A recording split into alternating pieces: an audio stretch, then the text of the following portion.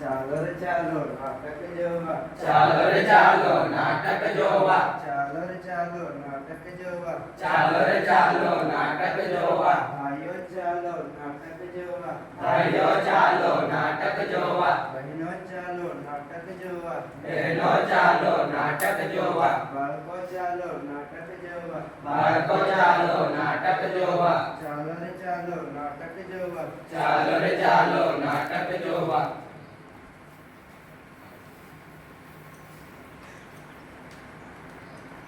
પણ મિત્રો કયું નાટક? શેરી નાટક. શેરી નાટક વળી શેરી નાટક પણ સારું નાટક. નાટક આપણા સૌથી મહત્વનું અને હકનું. આપણા મહત્વનો હક અને ફરજ તે વળી શું? તમારે જાણવું છે? હા મારે જાણવું છે. તો ચાલો જોઈએ. અરે આજે તો તારે જ પૈસા આપવા પડશે નિખિલ.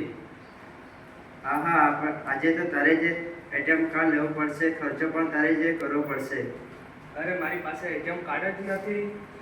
શું એ વળી શું? એટલો મોટો થયો હજી સુધી તો પણ તારા પપ્પા પાસે જે પૈસા માગે છે. અમારા જેમ જરૂરત પડે ત્યારે કાર્ડ કઢાવી અને કામ પૂરું. હા હા ચાલો કાલે મળીએ. હા હા ચાલો. આજે જ ઘરે જઈને હું પપ્પા પાસે એટીએમ કાર્ડ કઢાવી માંગુ.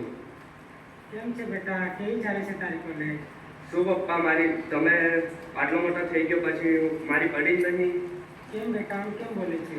બધું બીજા મારા મિત્રો પાસે એટીએમ કાર્ડ છે, મારી પાસે જ નથી. હું આટલો મોટો થઈ ગયો અને તમારી પાસે જ પૈસા માંગવા પડે મારે. દીકરા, તને ખબર છે એટીએમ કાર્ડ કરતાં પણ મહત્વનો કાર્ડ કયો છે? કયો? જો તારા 18 વર્ષ પૂરા થઈ ગયા છે, બરાબર? તેથી તું મોટો થઈ ગયો છે.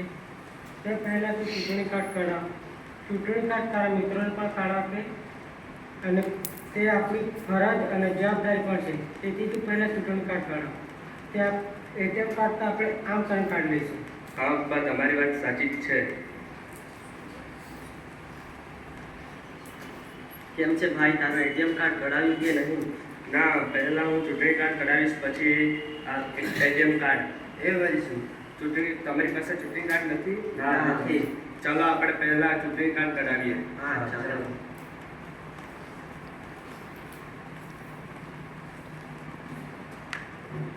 અરે યાર, આજે તો હાર્દિકની બર્થડે છે. આજે તો આપણે પાર્ટી કરવા જઈશું. એના પહેલા આપણે હોટલમાં જઈને જમીશું, પછી આપણે ફરવા જઈશું. અરે આજે તો મારો જન્મદિવસ છે. તે તો બરાબર, પણ આજે મારા જન્મદિવસની તારીખ છે. એ વળી શું? આજે આપણે મતદાન કરવા જવાનું છે. તમે મને ભૂલી રહ્યા છો?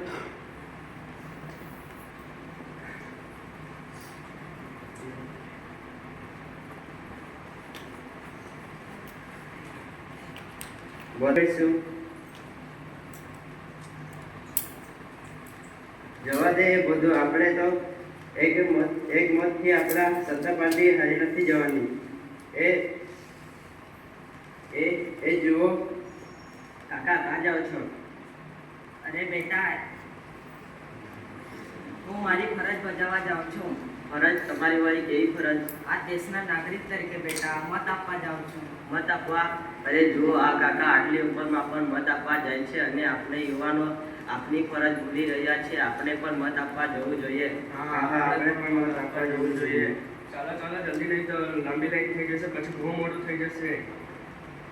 તો કોને મત આપવાનો હાર્દિક? તું પેલા મને આપવાનો. હું સમજીભાઈને આપીશ. એ અમારા ગામના છે અને એ જ જીતવા જોઈએ. અરે અમારા ગામના માણસ છે તે તો મોટી મોટી વાત કરે છે મત મેળવવા માટે. હું તો હસનભાઈને જ આપી. એ અમારા જાતના છે અને એ જ જીતવા જોઈએ. તમે ભલે કરશનભાઈને આપો કે સમજીભાઈને આપો, મારો મત તો વરજીભાઈને જ મળશે. તેમણે ગયા વર્ષે તેમણે જે તેમને વોટ આપેલો તેમના ઘરે મોબાઈલ ફોન આપેલા. આ વર્ષે જે તેમને વોટ આપશે તેમના ઘરે એસી અને ફ્રીજ આપવાના છે. તેથી મારો મત તો વરજીભાઈને મળશે. અરે તમે બધા ગાંડા થઈ ગયા છો. આ બધું શું બોલો છો? આપણે આવા પ્રલોભનમાં ન ફસાવવું જોઈએ. તમારો ધર્મ અને જાત ફક્ત એ જ છે કે જ્યાં દેશનું હિત કરે અને મત અપાવે. નહીં કે તમારા ગામના વ્યક્તિઓ કે તમારા જાતના વ્યક્તિઓ. આપણે મત એવા લોકોને આપવું જોઈએ જે આ દેશને કાંઈ ચિંતા નથી અને આ દેશને ભ્રષ્ટાચારી બનાવે. અરે મારા મિત્રો, આપણાને મત આપવાનો અધિકાર મળ્યો છે અને આજે આપેલો આ એક મત આપણને આવનાર ભવિષ્યને ઉજ્જવળ બનાવે છે. અરે મારા મિત્રો, આપણે મત સમજી વિચારીને આપવો જોઈએ. વિચારીને કરો ભાઈ, વિચારીને કરો. વિચારીને કરો ભાઈ, વિચારીને કરો. મતદાન વિચારીને કરો. મતદાન વિચારીને કરો. મતદાન એ આપણો અધિકાર છે. મતદાન એ આપણો અધિકાર છે. મતદાન આપણી ફરજ છે. મતદાન આપણી ફરજ છે. વિચારીને કરો ભાઈ, વિચારીને કરો. વિચારીને કરો ભાઈ, વિચારીને કરો. મતદાન વિચારીને કરો. મતદાન વિચારીને કરો. મિત્રો, આપને આપની ફરજ અને હક ચૂકવવા ન જોઈએ. 18 વર્ષ પૂરા થાય બાદ ચૂંટણી કાર્ડ કઢાવવો જોઈએ અને અન્ય લોકોને પણ એ માટે જાગૃત કરવું જોઈએ. તે આપણા દેશને સુરક્ષિત હાથમાં સોંપવું એ આપણી ફરજ છે. તો ચાલો કોઈ પણ જાતના પ્રલોભ કે પ્રભાવી ન થતા સત્યનો સાથ આપીએ. આપણે મતદાન કરીએ. આપણે મતદાન કરીએ. જય હિન્દ.